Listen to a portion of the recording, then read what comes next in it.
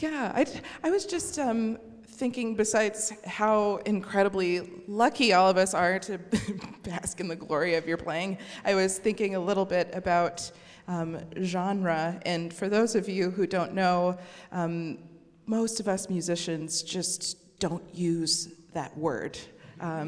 It's not allowed.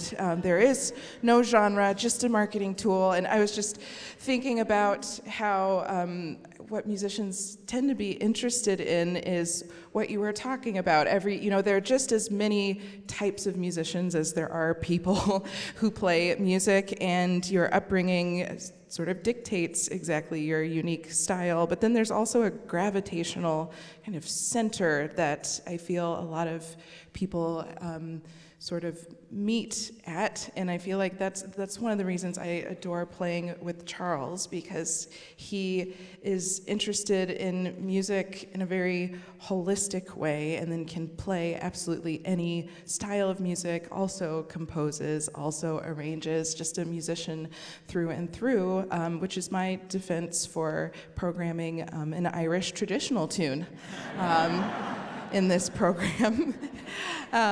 So my little selection in this pairing we have for you is called Boy in the Gap. I am a major fan of Martin Hayes, one of the best Irish fiddlers alive today, and my favorite.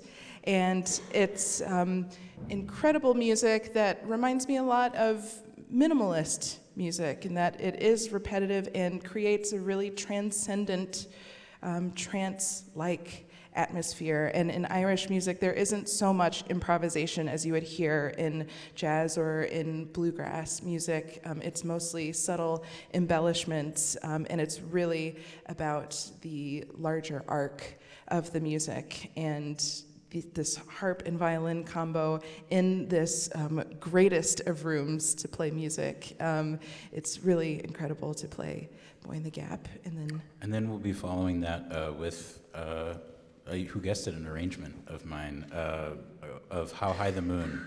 I had a friend I came up in school with who we'd challenge each other to play standards in different keys. It's sort of like a running joke that, or not joke, it's like an expectation, especially for certain members of the rhythm section, to be able to play a tune in any key, because you never know, especially when a vocalist is going to call a tune in some super outlandish key that you have never heard the tune in. But something we discovered as we were trying to do this kind of mundane task of transposition was that like was spoken about yesterday, the idea of a key really changes the whole vibe and intention of a song. And I found when putting this tune, How High the Moon, out of G and into B, it really just completely flips the thing on its head, and you find different angles to appreciate the beauty of the song.